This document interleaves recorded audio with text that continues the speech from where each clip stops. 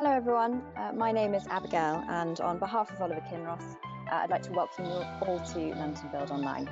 I'd like to give a big thank you to all of our sponsors, but with special mention of CPJ Group, our sponsor of today's session. Today's webinar includes a panel discussion, which will be looking at equality, diversity and inclusion in construction. This will be moderated by Paul Burns at CPJ Group and joined by our fantastic lineup of panellists. There'll be plenty of time for questions throughout the session, so do take the opportunity to submit your questions in the questions box on your screen. I hope you all enjoyed today's webinar, and I'll hand over to you now, Paul. Thanks, Abigail.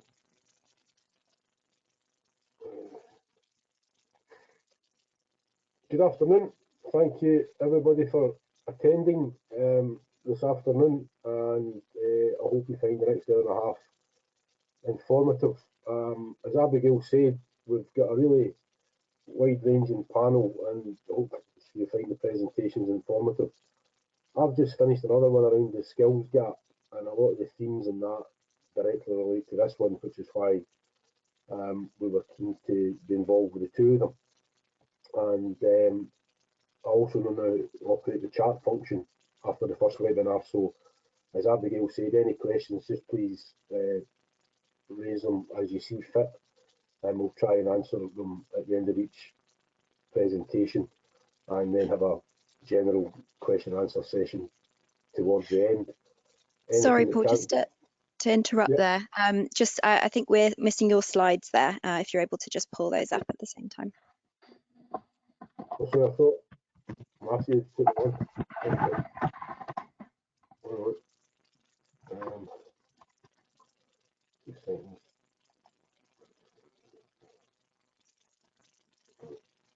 We can certainly share the slide from our side if you like. Yeah, if that's easier, on you go. I'm just having I've just found them. Thanks, Abigail.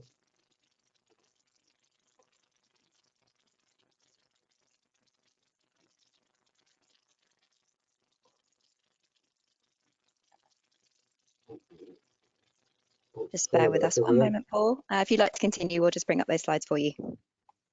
Thank you. Yeah, so today's theme is equality, diversity and inclusion in construction.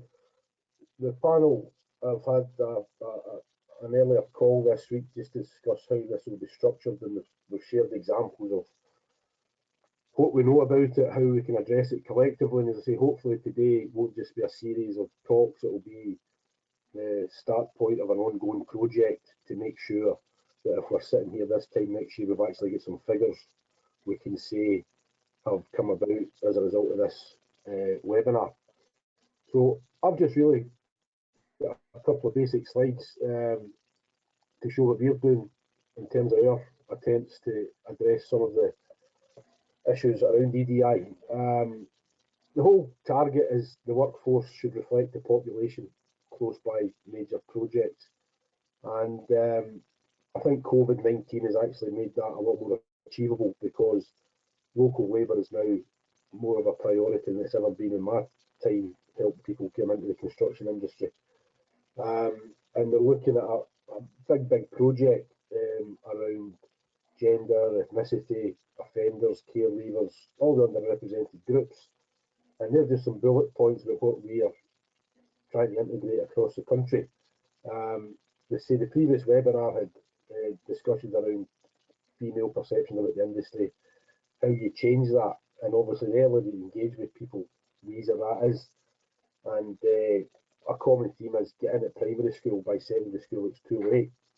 And if you're getting people in London seeing people from their estate employed on HS2 or Thames Water or 5G broadband, you've got a natural set of role models you can send into school either physically or virtually. To make it easier again, a built environment focused curriculum can be established both late primary and early secondary. So use the technology to our advantage. Again, COVID has made everybody refocus their efforts in the industry. Webinars and video diaries into schools from these role models we're talking about. And we really need to get skills and learning hubs at the heart of the community so people know it's achievable to get a job in this sector. Obviously, moving on, I think targets are now going to be embedded in the social value offers as companies tender. And anything that's a KPI in the industry, they take very seriously. So the discussions we're having with some of the tier ones are just so enlightening for us as a small business trying to get people into the industry when you realise how seriously they're taking it. So that's some of the things we are working on. And obviously with new funding being available through the Kickstart programme, I think it's a great time to start putting these into action.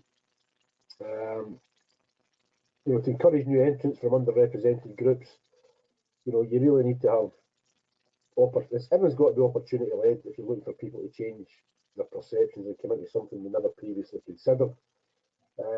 Step number one, you must have these industry led pathways in. You've got to have any promotional material, but a training course must have the employer's logos on it, the content detailed, the expectations, any health issues that are going to be a barrier.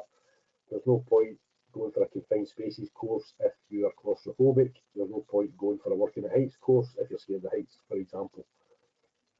Once the pathways are set up, again, at the same point, you've got to get people aware that there's structured career progression routes that they can get their full apprenticeship, their NVQ, to whatever level they're capable of getting. And again, if you're top underrepresented groups, you can't say once you start earning money, you then need to stop earning money for 2 years to go and study full time. This progression structure has to be available while people are still working, which is why on-site assessment is essential to attract and retain people.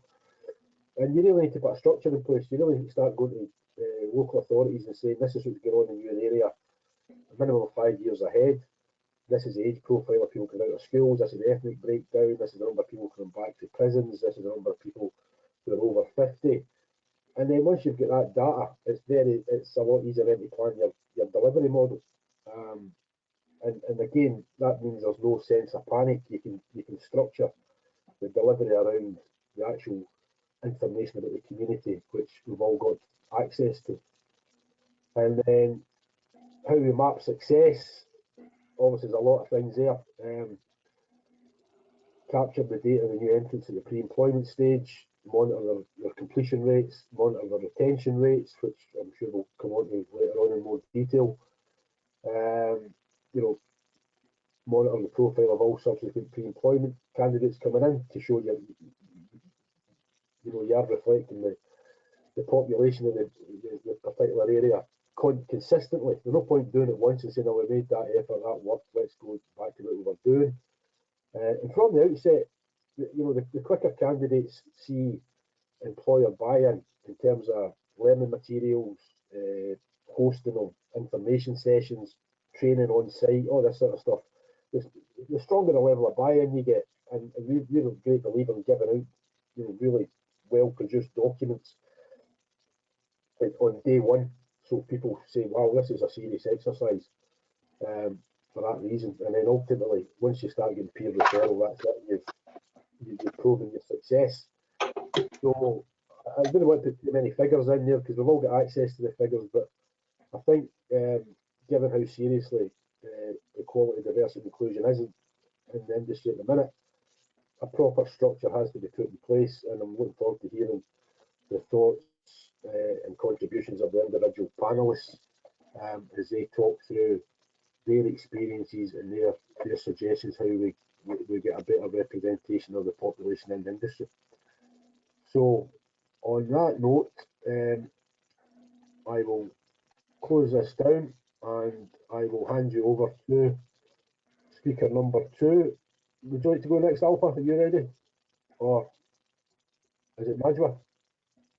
Hi, sorry. Yes, absolutely. Good. Yeah. Sorry, Are you going to be presenting, Najwa? I'm not presenting, but I'll introduce myself and we'll go from there. Right. We'll go for that. So, hi everyone. My name is Najwa Jawahar. I'm a structural engineer by background and been in the industry and been working with WSP for almost 9 years now. I started as a graduate working in London office, then moved to Leeds, went back to London, moved back to Manchester, and now I'm back in Leeds. If I also count home, so that's my 6th move. So just staying at home and working from home since the start of pandemic. I'm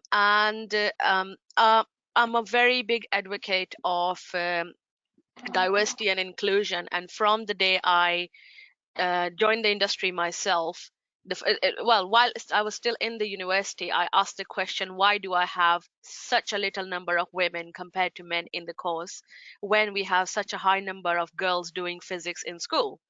So from that point, it gave me that motivation to go and inspire the next generation to understand what are the reasons we have this issue in the industry. And I go to schools, I inspire the next generation, I try and get on the panels and speak about the topic, I share my experiences as much as possible. And today I will be talking about the gender equality and racial equality.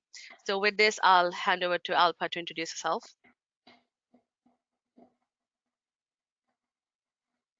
Okay, thank you very much. So I'm hoping to share my screen here. So if somebody could just give me access to that, please.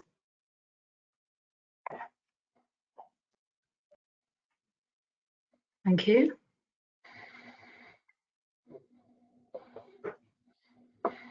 Can I just confirm with my panel members that you can see my slides? Yep. Yes. Okay, brilliant. Okay, so good afternoon, everyone. My name's, excuse me, my name's Alpa Kapasi. I work as the Equality, Diversity and Inclusion Manager for Balfour Beatty, and we're working specifically at the moment on a project at Old Oak Common in London, which is an HS2 project, and it's a joint venture between Balfour Beatty, Vinci and Sistra. So I thought that I'd start by telling you a little bit about the project, and then I'll tell you a little bit about myself and why I'm really passionate about diversity and inclusion.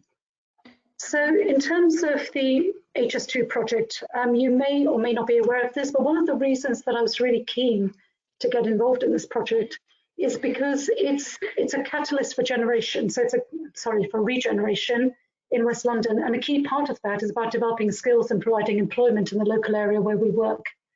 Importantly, we want to make sure that this future workforce reflects the community in which we work, in Brent, Ealing and Hammersmith and Fulham, which are incredibly diverse communities. So I guess for me, given that it's an iconic project, it's a project that's going to span about 9 to 10 years, and it's a project which is fundamentally going to contribute to the regeneration of that area in Northwest London. So just to give you an idea as to what the project looks like, so you'll see Old Oak Common there, right at the bottom there. And it's the largest new built station in 100 years. As I said, it's a 9-year project, and it's an investment of between £1 to £2 billion. So Balfour Beatty and the Vinci Sistra joint venture have essentially got the construction management contract. So we'll be managing the contract for the project. It's something that Balfour Beatty has started doing, and we have done a little bit of in the past.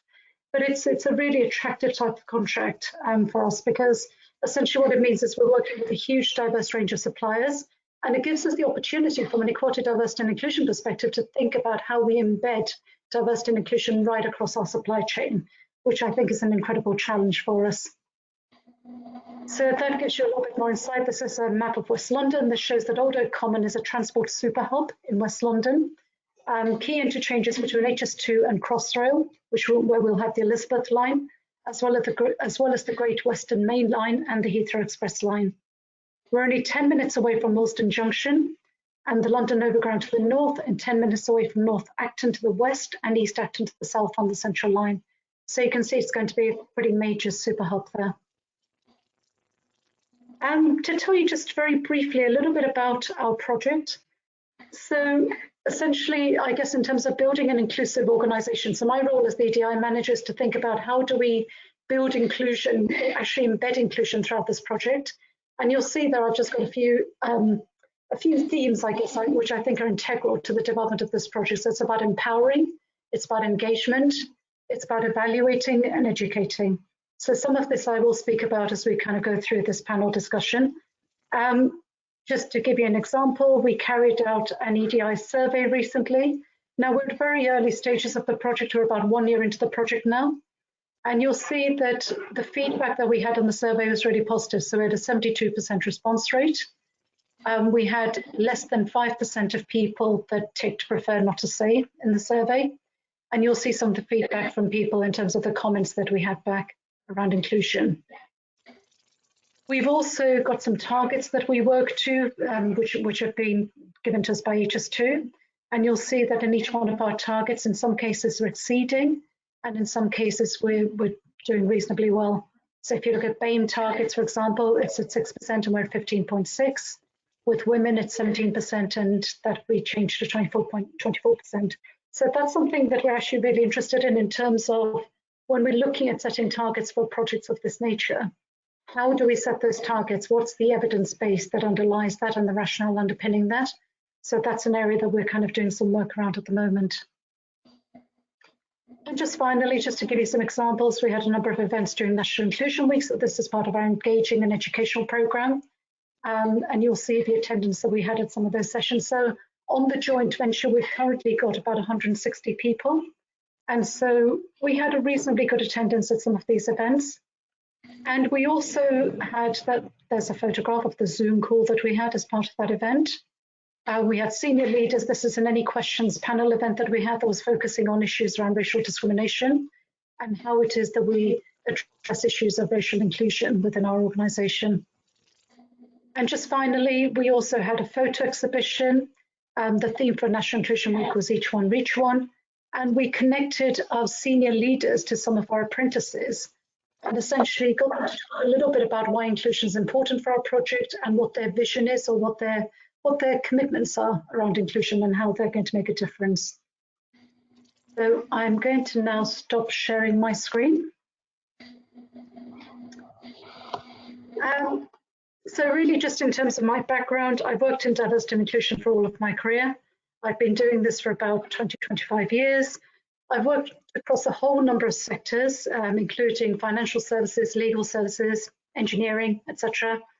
This is actually my first time in construction, so I'm very new to construction. I joined the joint venture about 3 months ago, so still relatively new to the industry, but there are lots of parallels in terms of some of the issues or the challenges that we face within construction that also relate to the engineering sector, for example. So really looking forward to having this conversation with you and to try and explore some of those challenges and some solutions as well in terms of how we address them. Thank you. And I will hand over to Jackie, who's the next person on my screen. I feel like I got caught off guard. Sorry for laughing. So hi everyone, my name is Jackie Anyango. I'm a Senior Business Development Coordinator in Skanska, but then also lead on the BAME network. But also part of my day-to-day job is to connect with our clients and supply chain in the space of EDI. And I think when it comes to EDI, the one thing I've started to realize is the more we come together, because it's an industry-wide issue, it's not just on each company, because if we all sit down, we're probably going to be talking about the same things. So just imagine the amount of time we'll spend if we start to share best practice with each other and see how can we truly start moving forward together. And also not forgetting our supply chain, that they don't have the same, budgets as the tier ones. So the tier ones, I think, need to become even more accountable when it comes to working with supply chain, just to start evening it all up. Because I think when it comes to carbon, for example, Skanska, we look at reporting not just our carbon, but our supply chain. And I try and use the same analogy when it comes to EDI. We need to start taking everybody along that journey, but we should also just start being accountable to each other and helpful. And I'm really hopeful that in the future, the clients will hold the contractors and everybody accountable to who's actually sharing. And I think before we started this, we were talking about everyone always wanting to hold on to what they do best, but we've realized that doesn't help anyone. We can all share and we can all have specific financial advantages to our, competitive advantage. But things like EDI weights our people. We all know this industry. People move around in the same industry. So either way, if you then work together, at least you're solving a bigger issue other than keeping yourselves, to yourselves. So for me, this panel discussion is quite important. I love all things EDI, and I can see where change is truly starting to take place. But I think we'll get there quicker if we work better together. Thanks, Jackie. Yeah. Okay, first poll of the day, which I forgot to mention in my introduction due to some technical issues. We're going to have a number of these based on the themes we're covering. So please, the first question is, how do we attract diverse talent and make our processes more accessible to people of different backgrounds? And pick one of the three options. The numbers, the replies will be collected and put up later on, and hopefully encourage further debate. So you've got 1 minute to answer these questions. That question, sorry.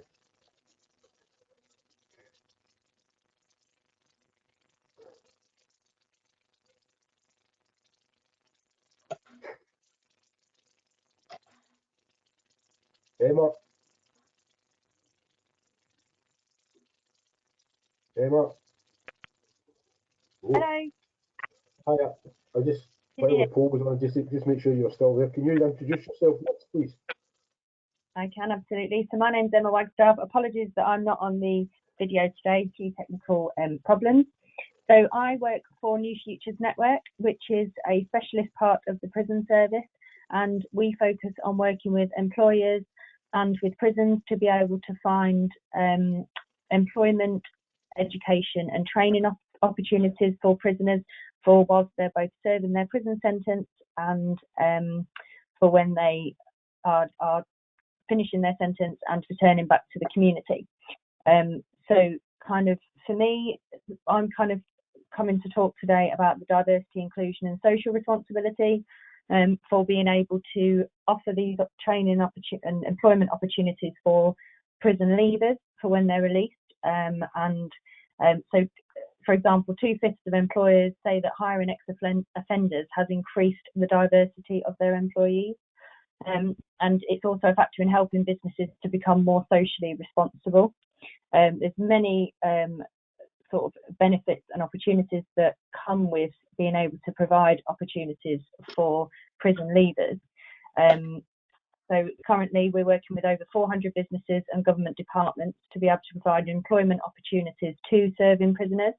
So whether that be through industry workshops, so whether that be whilst they're still serving their sentence within prison, through Russell placements, so that's release on temporary licence, which is when a prisoner is still serving their sentence and they're able to go out into the community to be able to undertake work or training opportunities and then be able to go back to the prison when they've finished their day's work, and employment opportunities for prison leavers. So surprisingly, only actually 17% of ex-offenders manage to get a job within a year of their release. And some of that, unfortunately, that statistic, some of that is the difficulty that prison leavers face in getting employment because of recruitment processes, which can actually create barriers for them.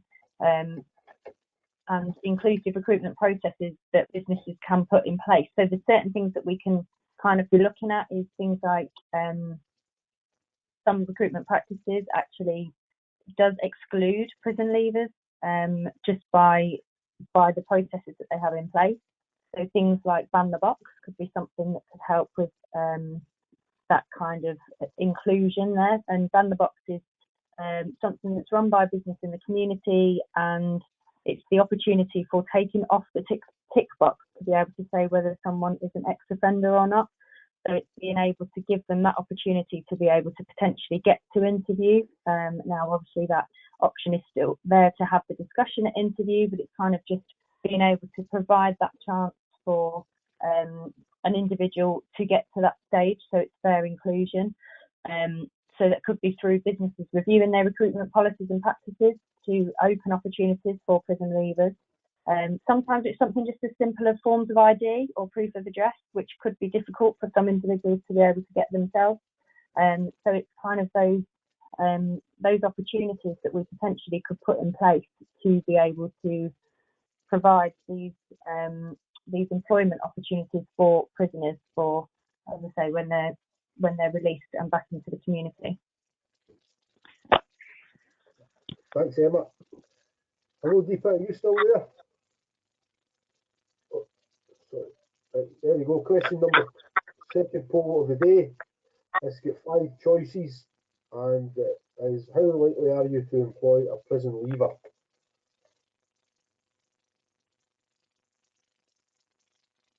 Hello, Dipa. I think we've lost our final panelist. Dipa. Okay.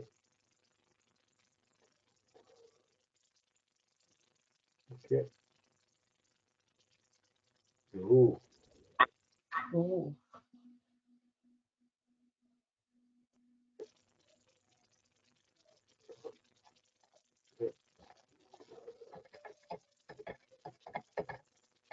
Okay, we're just going to have, we've lost our final panelist due to technical reasons, so I'm going to hand over to Najwa, who's got some interesting thoughts on the effect of the pandemic on how we achieve equality, diversity and inclusion across the industry. Yeah. Thank you, Najwa. Thank you. About the pandemic, right? So the way I look at this whole scenario is, over the last decade or so, we've made so much progress in terms of improving in diversity. I wouldn't say we have reached our targets. I wouldn't say we are anywhere close to where we're supposed to be, but we've made so much progress and we've put in so much efforts. Even if we just look at one aspect of diversity, just the gender diversity only, we've gone from improving the number of graduates that enter into the businesses now. I mean, looking at WSP recruitment numbers, so we've gone up to 40% of the female graduates in 2019. Apprentices is up to 42%. The female workforce is 30%, and the senior leaders are around 19%, between including the middle management. And we've switched from the terminology of saying maternity leaves to parental leaves, and we've made the progress on site wear. So I was really happy to see these companies where they've said we've got clothing for women on site now, which is more inclusive now. We've made so much progress there. But at the same time, the report that came out from GMB Construction Union in 2019, it suggested that it will still take us around 200 years to get the number of female within the construction industry to be anywhere close to where the number of males is within the industry. So what we're talking about is by 2194, we will have 50% of the workforce in the industry who will be female. And this is after making all that progress. So what I would like you to think about now is just for 1 second, think about the impact we've had from pandemic on the industries across the world. I'm not even talking about construction at the moment. The UN Women report suggested that women are more affected by the after effects of the pandemic. More women lost their jobs because of the nature of the job, because the women needed to stay at home to take care of the kids. It just made it so the impact is actually very frightening. And I read one of the articles where it actually went as far as saying we're after the economic shock of pandemic. We're not even calling it recession. We could actually say it's a she-cession, because it had a more heavier influence on women. And we can think about this as this is just for women. What about the other aspects of diversity? Are we being inclusive, or what impact did pandemic had people with disabilities? What effect did the people from different BAME backgrounds had? We've not even looked at that. And what I really feel is that because of this whole concept that if all the other industries, if I take the retail industry as an example, because they're more influenced more towards the female workforce, if we say if they are affected, but then we can step back and say construction industry also has a large sector which works directly with the retail. What about the workforce within that side of the sector? Have we captured that anywhere? And probably we haven't. I mean, we probably need time to understand the impact pandemic has on the numbers, on the progress we made up to now to be more inclusive and more diverse within the construction industry. Have we lost all that? Where do we need to start once we've actually understood the extent of the impact? And so that's one of the things that I'm very passionate about. So we have a poll which will come out afterwards to capture your thoughts about the gender diversity and the basic impact of the pandemic. And another thing that I personally feel is the racial equality, which has always been, I would say, neglected. Even personally, I would say, have I actually stopped at any point in the last 10 years to think about the racial inequality? Probably haven't. Having come from a big BAME background myself, I feel that I might have not felt it, probably because I've grown a thicker skin over the years growing up, and now I don't even see that as a racial inequality. But what about the people around me? What about the people within the construction industry who haven't built that sort of resistance towards it? How do they cope with it? And that's the question I ask people around me, and as a business as well. We are exploring what does that actually mean. There is a really good report I read about, a survey which is by Grey Area. It looked at a survey result captured 255 people's perception about racial inequality, and it then gives you differences between how a person from BAME background thinks and sees something compared to a person from white background. And the areas it captured were conscious unconscious bias, communicating grievances. How do you actually if you are going through something, would you just go and talk about it? How do people see that? Factors of enabling progress. Do you actually feel that you're being restrained because of your background, or does that not matter? Has not affected at all? Another one is getting towards this more senior. How's your progression affected? Has that limited you from going to that next level where your aspirations are? Have you missed any promotions, any pay rise? What is the pay gap looking like for you? Because these are all not very transparent information. You wouldn't just go and say, let's talk about this. And I think we, as a construction industry, we need to get to that point. We need to work together and get to the point where we can speak about these issues and address them, and make construction industry a more diverse and inclusive industry for the long term, more sustainable future. Another aspect that probably we don't even think about is microaggressions. They're not very obvious signs of being racist, but it's like the things we say and get used to of saying on a normal everyday basis.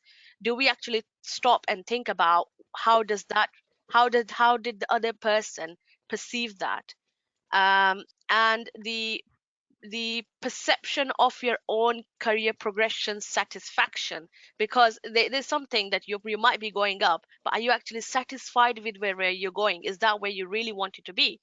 So these are the things I think as construction industry, we need to work together and think about, so we are addressing these issues for the long-term inclusive construction environment within the construction industry. So thank you. Hi. Thanks, Hi. we now have our missing panelist. Hello, Dipa. Yes. Are you okay? Hi. Hello. Hi Can you there. hear me now? We can hear you now, Dipa. Thank you for Great. getting back to us. On you go. Sorry, just So- before you go, I'll just talk through this first poll. There's the next poll, everyone, and then Dipa will do her talk. On you go, Dipa. Hi there. I was hoping that someone could share my presentation, please. Can you do that? Can you help us with that, Matthew? Hi there. Yes, we're just sharing the poll now. Thank you so much. Ah, Great. fabulous. So That's just on there. Yeah, the poll's on there now. So the slide. On you go. Great, thank you so much. Sorry about the delay. So I'm Dipa Joshi. I'm a partner at Fletcher Priest Architects, and I'm one of the Mayor's design advocates. I'm going to share my experience of supporting diversity, which is one of the Mayor's pillars of good growth by design that I've been working on since appointed over the last 4 years, really. So next slide, please. So this is a picture of us gathering together on the wonderful day that we were appointed as Mayor's design advocates, and we've been lucky with our current mayor. He's been a great ambassador and advocate for promoting diversity across the built environment, obviously notwithstanding his background, and it's been great to have that support and push to be able to bring it onto the agenda. Next slide, please. And so my journey personally through into this area started when I was reviewing schools for my children for their secondary school. And the school that I was most interested in is this school in Tooting, which I'm pleased to say my children now attend. So back probably about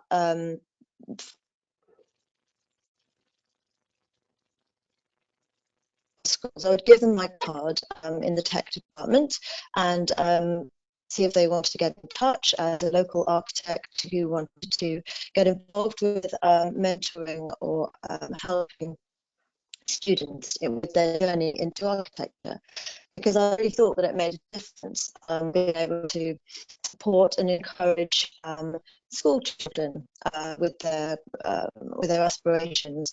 And we found that a lot of people just didn't understand or didn't find the route accessible, or didn't even see working in the built environment or becoming an architect as something that was something that they could actually consider as a career choice.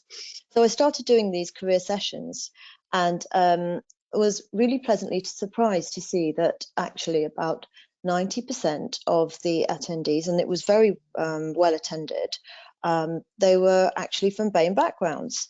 And that, to me, I remember the day coming back into the office, sort of thinking, this is amazing. How, there's such a disparity between my actual working environment and through the years and currently, and the people actually interested in studying at this school. Turns out that the guy who promotes architecture within Graveney School, within the tech department, is black. So guess what? When you see a role model, a teacher, someone who can encourage you in, it encourages the pupils to choose that choice, to make those choices. Next slide, please. So one of the other initiatives that Neil Pinder, who's the teacher that in question here, he does this event every year called Celebrating Architecture, where he invites school children of Key Stage 2, Key Stage 3 to join workshops in association with the Royal College of Art. So here's a picture of one of the workshops at the Serpentine Gallery, where they go and they draw and they get involved with really understanding and workshopping design. Next slide, please. And here are some students from Graveney School at this very workshop. And you can see, when people come out of their environment and they get involved with these events, it really is encouraging, and the proof is really there. So I went on to mentor some of them, get them involved with work experience within my practice.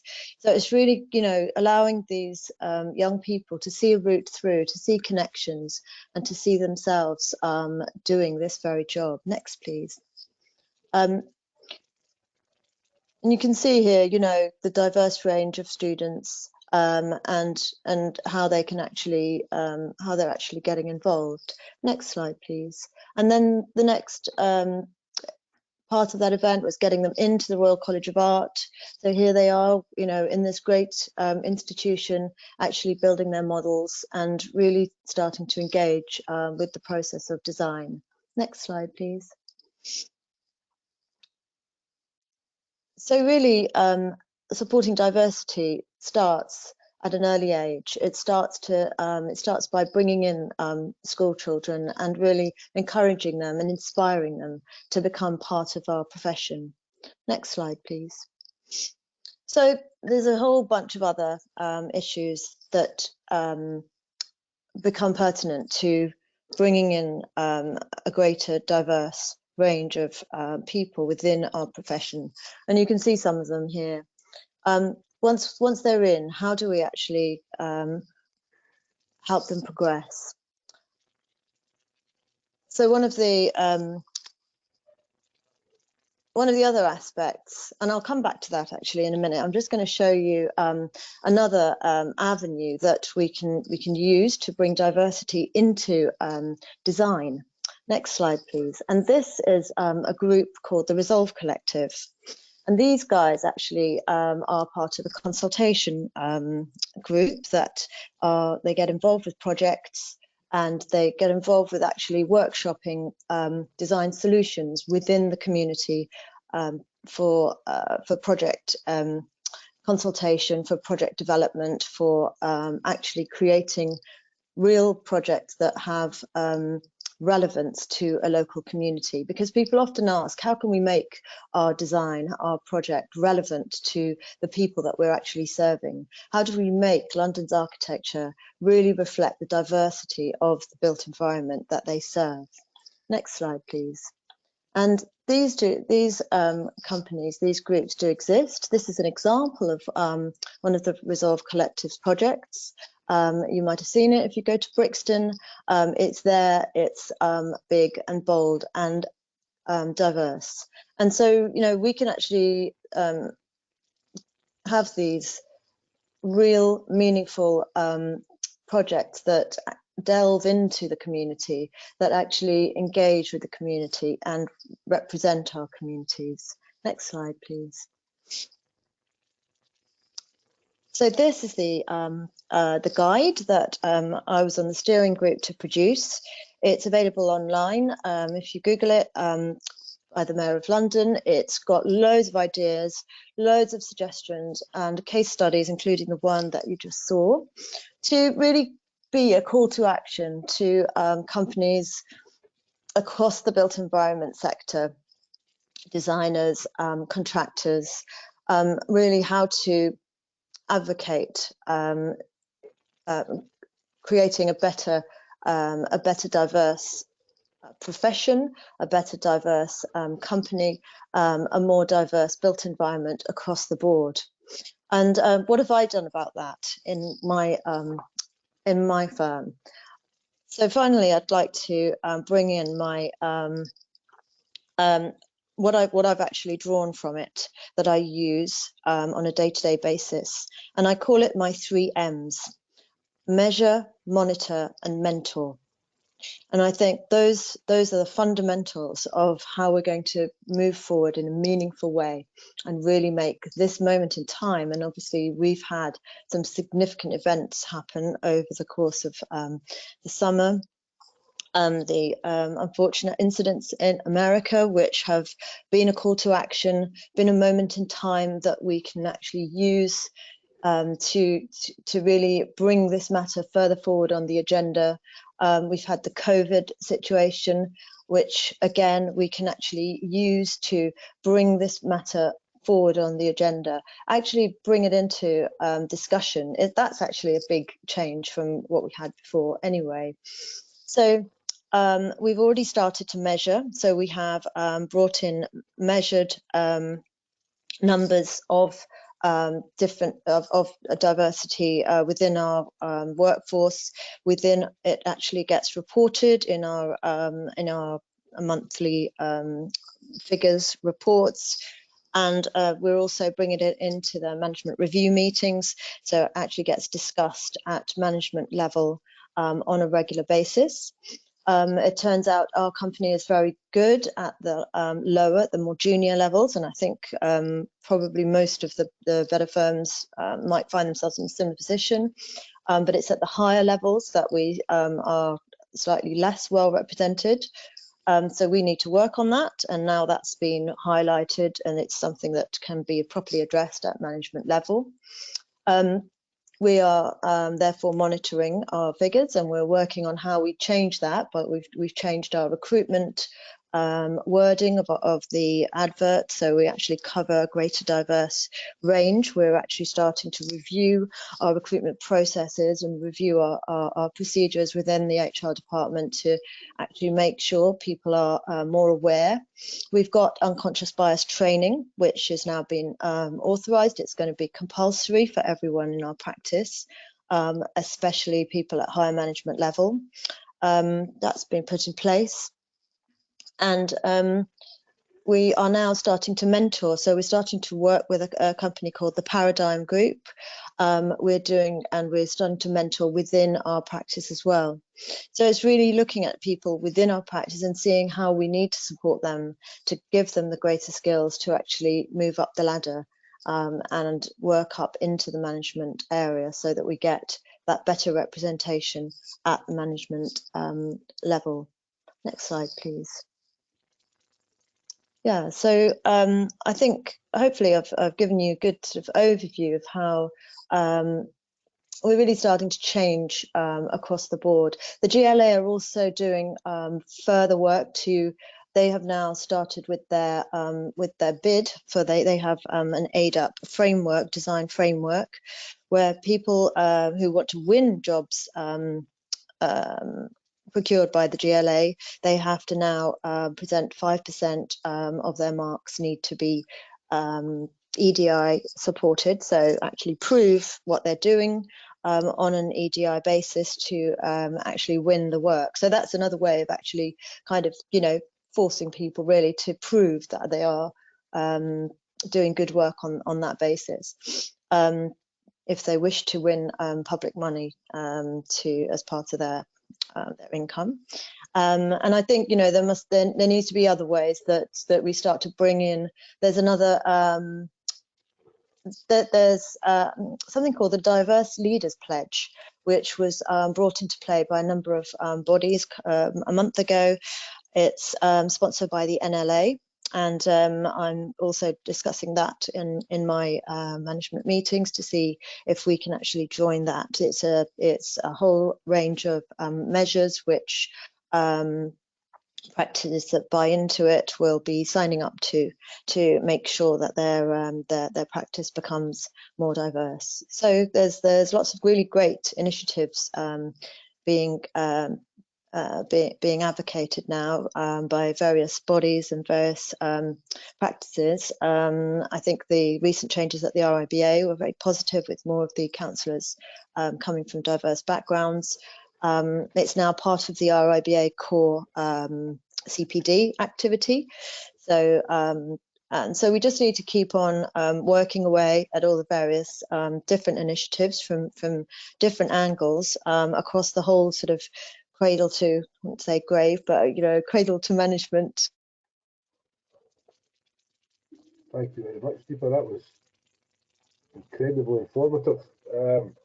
As somebody who's not from London but works in London increasingly frequently, it's just great to see kids from the inner cities getting into the Royal School of Art and all these sort of places that would maybe be a world away from them. I just think activities like that are crucial for everything we're trying to achieve. So thank you very much. We've got another poll coming up, and then we can start putting the questions that have come in from the audience to the panel.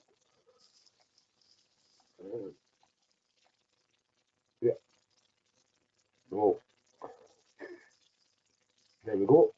Do you feel that racial inequality exists within the construction industry?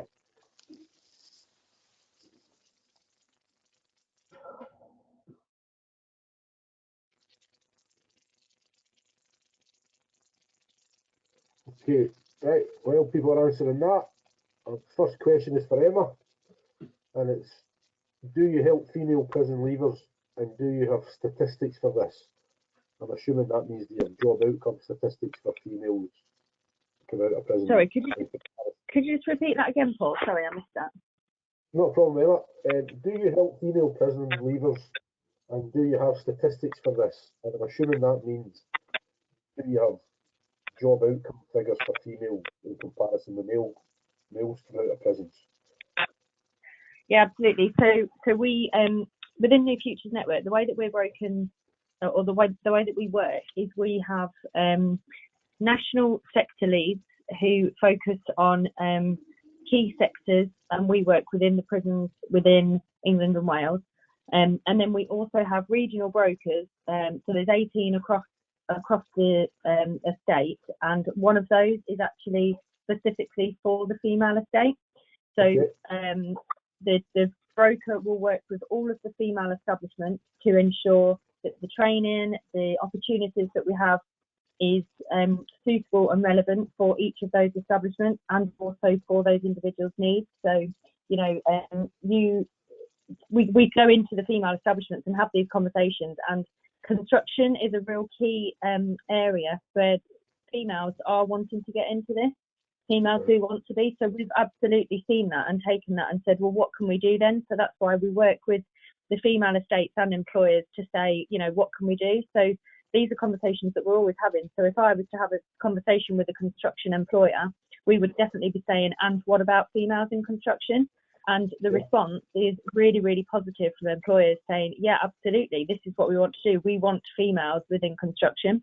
So yes, we do help with that. So whether that be providing workshops and training when they're still serving their sentence in prison, or whether that be upon release on temporary licence or employment for when they are released from prison. So we do have some data. So the data is kept. As to whether I would have to have a look. I'm not sure as to whether there is anything to say between females and males. I don't know whether that information has. I'm not sure where we are with that, but I know definitely, you know, certainly within each prison as well, we are looking at, you know, the areas that we are releasing into. So obviously we have to look at the location of the prison and the type of work that's available within that location, and where those individuals are being released to. But absolutely, the female estate is certainly a big focus for us.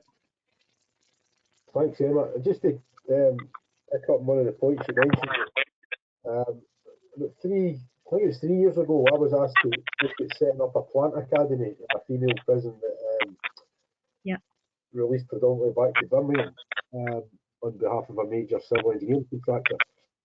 And again, it was an ideal location. The prison had a lot of land, so we could set up a realistic training environment. The company were going to sponsor machines. It never happened because of the way the education contracts are structured within the English prisons. But I think, you know, you just reminded me of that if people are trained properly, the severity of the skill shortage means that there's never going to be a better time to get every underrepresented group we're talking about into the industry. And I just think the timing, you know, for this is great, and it's touching on a lot of themes that we covered in the first one. But with regards to what we'll have a separate conversation after this about a model we've set up that we could maybe look at revisiting that, because I think it's easier to get the funding now than it was 2 years ago, but the model still get credibility, and I'd like to include Alpa in that conversation as well. Thanks very much, Emma. Absolutely. Question two, right, Najwa, are you able to provide a reference to the data you shared with regard to graduates, apprenticeships, women and EDI percentage increases? Yes, so the data I shared is WSP statistics, and they were from 2019 annual sustainability report. But if you're looking at a wider industry-wide stats about female recruitment and female within the industry, there is a good set of statistics available from the Engineering UK report, which was issued in 2018, which gives a really good breakdown of the all the levels as well. So how many female are we attracting at the apprentice level, how many at the graduate level, and even from the school data as well. So how many girls actually do physics, and that's breakdown. And by the time you get to the senior management level, how many women do you have left? I don't remember all the numbers by heart, but this report is available online. Thank you very much. That was a very impressive recollection. Well done. Question 3, I think this is more towards the Tier 1 representatives, Jackie and Alpa. And it is, what about professionals who are experiencing intersectionality in the construction industry or workplace, and how do you capture it? Nice, easy one for you. I don't think it's being captured. That's probably the honest truth. So for me, I think personally, I would fall in so many categories. It's a joke, but so which means I'm being calculated, you know, how many times, which is true. I don't think it's something that is being captured at all. So that's probably, but that's an interesting one, because how do you capture that many intersectionalities of different people? And I think it is an. So just to kind of add to that, I guess it's about, I think in terms of data capture for the purposes of monitoring, for the purposes of comparison. So when we're comparing our performance in terms of looking at representation in the organization, we quite often will refer to the 2011 census, for example. So I think for the purposes of monitoring, we do need to have those categories. And you know, if you follow the ONS categories, then we're looking at different ethnicities, disability, etc. But I think for the purposes of understanding, in terms of any kind of diversity and inclusion program, my approach is always very much about saying to people that actually when you look at the Equality Act and you look at the 9 protected characteristics within that act, it pretty much covers all of us. We're all at some point in our lives going to fall into one or more of those categories. So I think from the perspective of having a diversity and inclusion program, it is very much about recognizing that people have multiple identities and multiple needs, and trying to ensure that through that program you try and address the needs of people in that multidimensional way. So you don't just think of people as just being female or BAME or disabled or whatever, that actually, you know, we have all sorts of life experiences, and it's not just about those characteristics, it's also about, you know, your life experiences, your education, your employment experience, your cultural differences.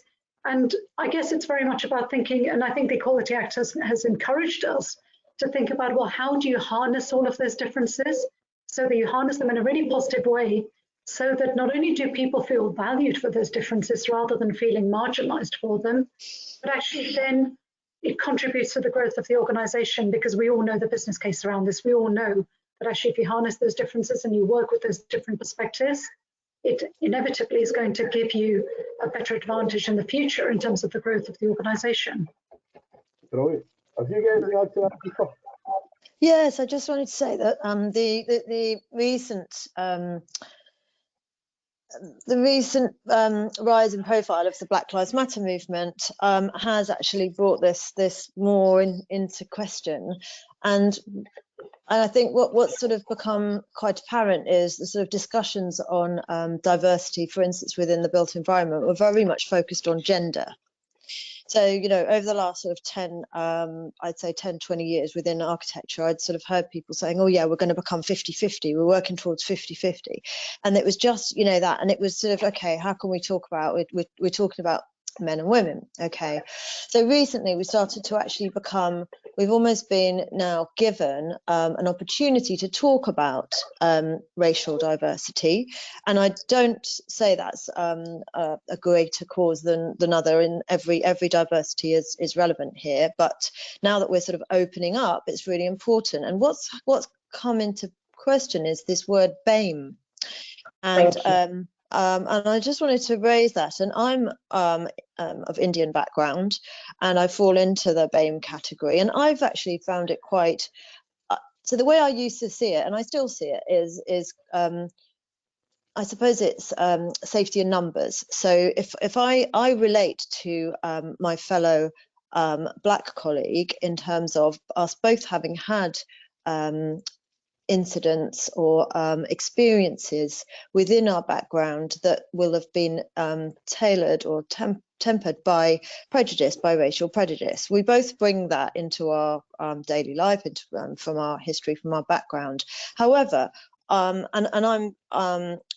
very, very sort of sure that my Black colleagues' experiences will have been greater than mine. Because as an Asian person, I know that Asian people are slightly less, they suffer from slightly less prejudice in general than Black people. So therefore, I feel it's my role and responsibility. So because I've managed to reach, for whatever reason, the level and the management level that I'm at, I'm now a role model. So I bring that into my daily life, into my vocabulary, into my actions to actually have a responsibility to move this agenda forward, in the knowledge that my Black colleagues will have had a harder time than me, and we need to identify the difference between the Asian and the Black in the BAME, within that BAME sector, and we need to identify and we need to measure those figures, and we need to monitor them separately, because Black people have a tougher time reaching the top, and they need more mentoring to get there. Can I just add something? And I think what everybody needs to realize is BAME, and that's why I specifically have to say BAME, because people say BAME background. Well, you're not, because we all have very different, exactly what you said, Dipa, the lived experiences are very clear. So, you know, Black Lives Matter did, you know, I think I saw every organization change their aspects when it comes to diversity and inclusion. But, you know, we had a Be Better Together partner forum, which we had different panelists from different people, brought them together to have these discussions. But when we were doing that, one of our supply chain, head of our procurement, I asked him, okay, look for a Black manager, and he couldn't find any. So when I look at the construction industry and I look at the makeup of people, so you might say, you know, I don't even take, what if someone says to me, well, this is our BAME, I want you to break it down. Break down where your B is, where your A is, where your M&E is, and you'll see where the issues are. Because when I was looking last year, even just last year before everything kicked off, when I was doing a myth busting session to look at the construction industry and look at the leadership teams, I ask whoever can find me a Black person on a leadership panel. I've never found it. Only this year, in the 9 years I've been in this industry, have I met a Black project director. Now, even in our own network within, when we sat down, exactly what Dipa said, every single person said, we might all fall under BAME, but the lived experiences and where you go through, it's really clearly it's not there. So we can bring in as many people as we want when it comes to categorization, when it comes to graduates, when it comes to that. But the real issue kicks in when it's retention, because a lot of people say they don't see any managers who look like them, so they're not gonna stick around because they already know their careers are capped. And we need to really start having, for me, these are conversations that I really challenge, you know, our business. As any leader I speak to, I will challenge you to really look at that. But also realizing that BAME, every single person has different lived experiences. The stereotypes are completely different. So I think we need to really remember that it's a categorization that even a white Irish falls under BAME. Anyone who's not white British is BAME in the UK. That's how the stats are classified. And I always have to remind every single person that it's not just Blacks, Asians, it's every single person who's not a white British person falls under that. So imagine you put all those people together, and then that's because it was only to bring people together just to help with benchmarking and you know, just getting the figures right. So I think we need to be really clear. I'm always quite nervous when everyone says, oh, but that's person, we've got this BAME one. We need to be very, very clear what we mean when we say BAME, because people will start thinking that it's this people, whereas there's a lot of people that we put in that pool. So my challenge is really start looking at your figures and look at your teams. Honestly, I don't even think you need figures. We can just look at org charts. That alone will tell you your stats straight away. So yeah, that's my bit on that. Sorry, can I add here? Thank you. Najwa? Yep. We're also looking at this BAME. I mean, I personally don't like the word BAME. I think it should be diversity inclusive. It should be anything else, because it's, at the end of the day, we are a workforce who works together and doing exactly the same thing. But we've also been looking at how do we make the business more diverse. And one thing that came up was in terms of collecting data. People are probably not comfortable sharing their background information. And that's where the education piece comes in. It's about educating them, it's about sharing them and explaining that it's all about we need this information to understand the what's the extent of the current construction industry before we can even find a solution. Before we even think about putting a solution in, we need to know where do we stand. And this is where the part of the question, like, how do you capture this data? Well, the first point is start raising the awareness, educate people about what we are trying to do, what is the reason for it, and the final image about everyone to have a diverse and inclusive construction industry at the end. That's the objective, and that's why we need to understand where we are and how do we get there. So psychological safety kicks in, because that means that our organizations, there's people that are not comfortable or don't trust their business if they share their true heritage. So I think psychological safety is something that every business needs to start taking completely serious, because until we get to a point where people feel comfortable that if I put what my race is, what my sexual orientation is, what my gender is, people are not filling these in. So we really need to start with, are people do they feel psychologically safe? We're an industry that takes physical safety seriously and mental well-being. We need to start thinking about the psychological safety piece, honestly. Brilliant. Thank you very much. That was very enlightening. Again, thank you all. We've got another poll question, and then there's a few from the audience, and then we'll go over the poll results. And I think that should take us up to the time limit. But that was somebody, again, not from London and not aware of all these separate issues. It's great to hear you saying it's easy to group such a wide range of people under the one banner, which is not reflective of anything. The next question from the audience is, who's chosen for these projects? And I don't know if you mean the construction project that Alpa talked about, or this panel. If you could make your question a bit more specific, we can try and answer it. Next question is, should equality, diversity and inclusion awareness be mandatory in all pre-employment programmes? Yes, no, or undecided.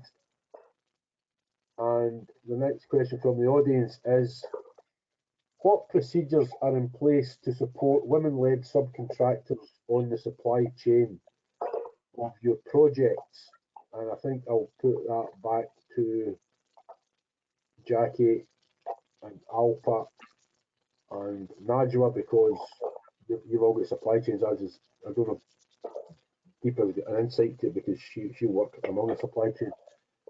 Jackie, do you have gender-specific targets for subcontractors, or is that far too complicated? We have diversity specific, but not just gender, I don't think. But don't quote me on that one. But I think we have diversity, but just not specific just to gender. Yeah, I thought that would be quite, given that when we talked about the lack of female representation, I think that would be, hopefully it'll change in the next few years, but at the minute, we all know we've got a long way to go. What about yourself, Alpa? Is that a pretty similar answer from you? Yeah, so I think when I presented the overview of the HS2 project, you'll see that we do have some targets that come down to us from HS2. And in terms of gender, we do have a target around women, which is at around 17%. And you'll see that from our supply chain at the moment, the overall achievement is at about 24%. So we've got 24% representation of women right across our project.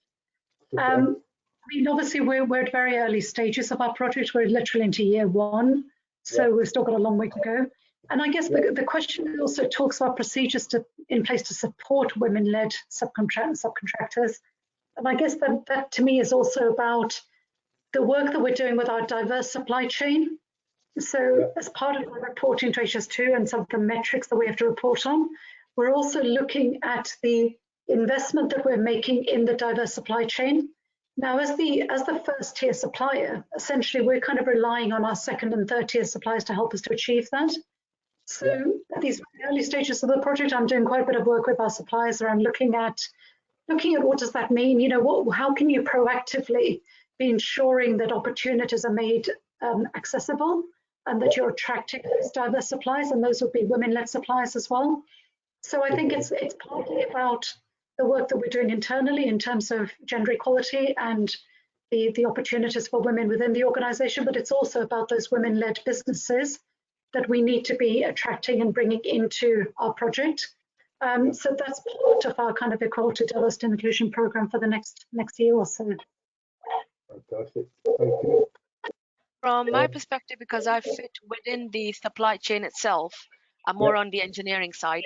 So we do have targets for recruitment, for retention, and for the senior level leaders for the gender-based diversity. I'm not fully aware of the other types of diversity, but I'm sure there are things in place. For larger projects like HS2, we do get targets from the bigger projects, and for example from HS2 and the larger bodies. But I'm not directly involved where I specifically or any of the project where we've gone forward and defined the targets for a specific project, I would say. Okay, thank you. And then question number 6, directly to Jackie. As I thought this might come up, can you please expand on what you mean by psychological safety and how it differs from well-being?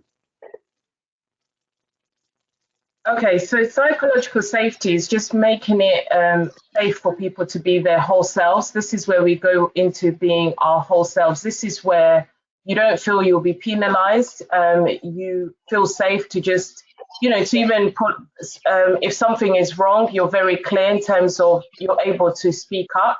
So it's just giving you that safe space where you can speak, and, you know, if you want to challenge things, it's that kind of environment where you're able to challenge regardless of your role, your seniority, how long you've been on, let's say, the company or the project. Whereas well-being is very much, you know, are you well taken care of and all that kind of stuff. So psychological safety is one that's key for, I think, for EGI, because if people feel that they are safe and they can be themselves, that's where we really start seeing the change. Hopefully I've answered that. So a bit to add over there. We're talking about psychological safety here because just imagine if you've, for several decades, you've been in a position where your ethnic minority or your background has had a negative impact. You had a setback because of that.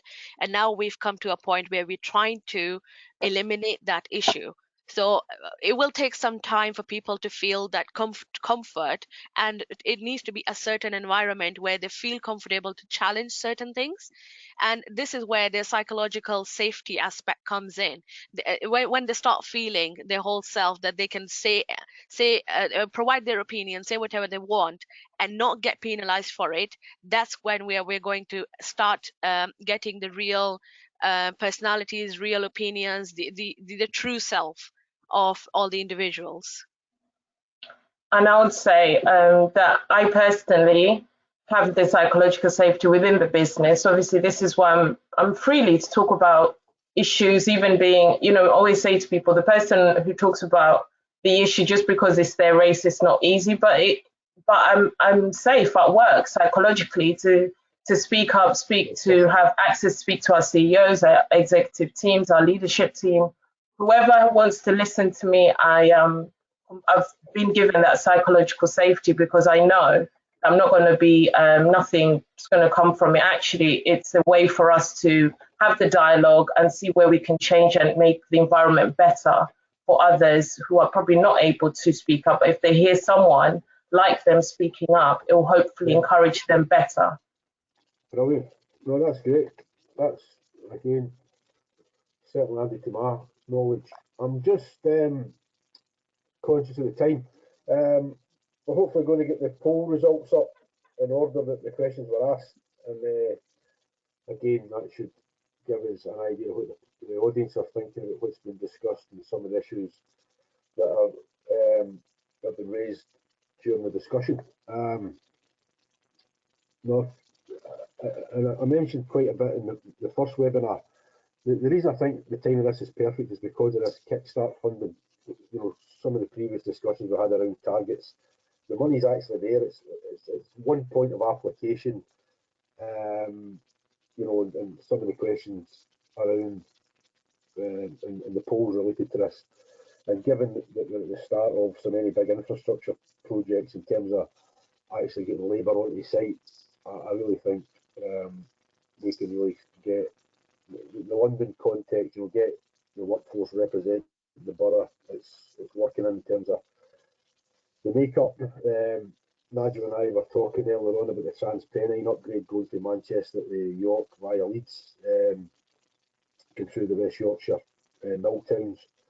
So, you know, every project is at the same stage, and to be able to put presentations like the one Alpa put about what the actual project is, the scale of it, and then drill into the population and say that's what's available.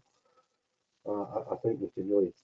I really want, you know, if we stay safe and healthy, to be sitting here this time next year with figures to say this is what we've done, you know, and addressing all of that, all the stuff that's come up. Matthew, I've just emailed Matthew about the slides. The last poll was fairly comprehensive. It was, should equality, diversity and inclusion be awareness be a factor in every pre-employment programme? It was 92% said yes, 8% said no. The rest of them, and I'm developing a pack, which again I hope the panelists will have an input to add to our learners pack that everybody will get, be they starting a programme in Glasgow or Brighton or anywhere in between. Part of this standard message going out about the industry. Can I have the other poll results if possible? So that was fairly comprehensive. So that makes it. Hi, Paul. Yeah, we're just showing it. Abigail, brilliant. There we go. How do we attract more diverse talent, make our processes more accessible? Quotas for underrepresented groups on pre-employment programmes, 33% said that's a good idea. Pre-employment programmes specifically for underrepresented groups, 44%, and undecided 22%. The reason I asked that, I put that question up was, if we're looking at the scale of the labour that's required, my personal thoughts are that if you get 12 people in a pre-employment programme, there's no reason, you know, you can't put quotas in place, because it means that all the new entrants are coming into the industry aware of other people that they wouldn't be necessarily be aware of. So you could have care leavers, lone parents, people going out of prison, people on probation, you know, with 18 to 24-year-olds who are kickstart eligible. And I just think if people are, from the point of becoming a member of the construction industry, you're familiar with people you wouldn't necessarily know without that intervention. It just strengthens that message. But I can also see the case for specific programmes as well, because people initially might be more comfortable with people from the same background. So there's I don't know what the panel's thoughts in that question are. What about you, Jackie? Pardon? What do you think? Do you think it's better to have quotas or, you know, specific programmes for underrepresented groups? I'm not really a fan of quotas, and a lot of people have hit me for having that thought. I think we need to first and foremost educate our business, and then have it more accessible points to bring people in, just so they, you know, I wouldn't want to be the diversity hire, and I hope anyone else wouldn't. So I just think quotas are probably not a good area for me. So yeah. Anybody else get any thoughts about the best way to get people in? Pardon? Yeah. Sorry, can I just add to that? I think there's a difference between when we talk about quotas and targets. Yeah. And I think that when we're talking about bringing in, having better representation of some of those groups within our recruitment processes and within employment, I think it's very much about, first of all, understanding the kind of evidence base. So doing, and I know we've talked about this during the course of this session, but thinking about, well, what is our data telling us? Where are the gaps in terms of representation? And then based on that, having some achievable targets that we can develop around trying to ensure that we attract those individuals. And I think that can then be backed up by the kind of positive action measures or the initiatives that we can put in place to try not just attract those people, but also help them, to coach them and support them through the whole recruitment process, because sometimes that can be quite onerous. And to look at the whole kind of issue about retention.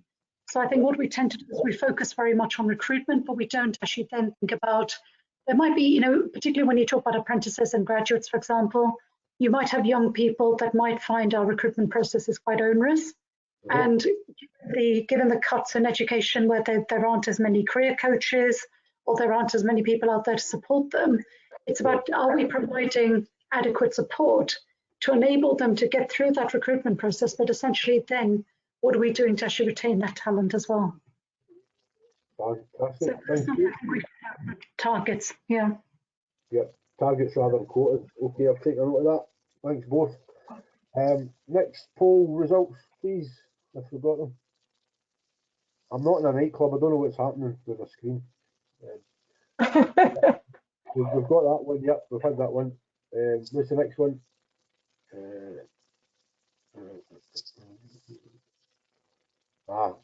Here we go. 100% said maybe. That's actually the makers in the audience. Can I comment on this one? Yeah, absolutely. There you go. Yeah. I think actually in the EDI space, I think the pandemic has actually pushed the agenda forward. Yeah. Personally, so, and I'm not sure about the setbacks, and I just think we have a lot that we can learn from the pandemic. Yeah. So I think the one that now I think in terms of like women, and I think what you spoke about earlier, having to go back. I think, well, I know for our business, we've become a lot more agile. Having our flex sits, being a lot more flexible, thinking about people's well-being, providing people with a lot of things. I think for us in our business, it actually helped the business just move fast with what was going on and people's circumstances during the pandemic. So I think it's starting to push people to change the way, especially in construction, how we work and how we look after our people in this space. For me, this is actually a very good news if you've not been affected and heard about it. Personally, I've not been affected, but I've heard about quite a few people who have been made redundant. And looking at just my LinkedIn, it basically popped up a lot more women who were then looking for more opportunities after we went into lockdown. And that's where this whole conversation started. And there are quite a few research documents that are coming out with the survey information, which are saying otherwise. So it is good that within this EDI group that we've not had this experience, but it's one to watch out for if we are aware of other people who have been affected. So let's see how we can help them. Thank you, Najwa. Yeah, brilliant. What was the next slide? I think it was Emma's. What was the next poll?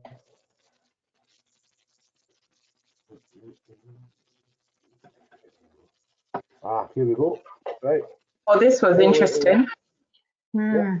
Oh. But I think this is another one for education, isn't it? Yeah, absolutely.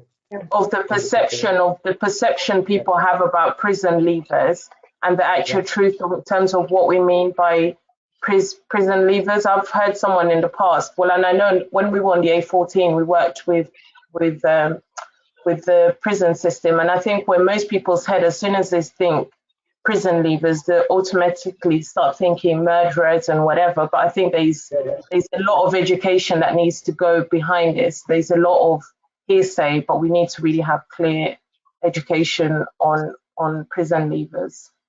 It's still on Yeah, I think you're absolutely right with that. Yeah, I think Yeah, I you're right, completely Emma. agree.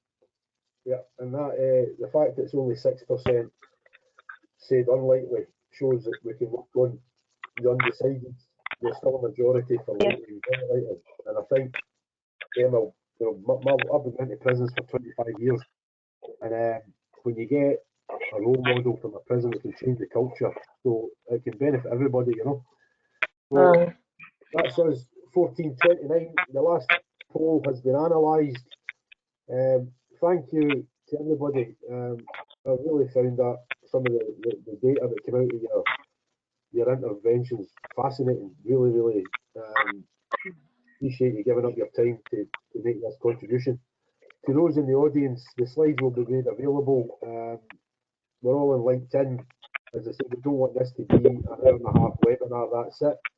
We want to come back and say this is what we've done in terms of equality, diversity and inclusion between the 27th of November 2020 and the end of November 2021 across all the different groups we discussed, care leavers, lone parents, offenders, people from the different ethnic minority groups on project by project basis, and let's hope we can get a more good practice set up sooner rather than later.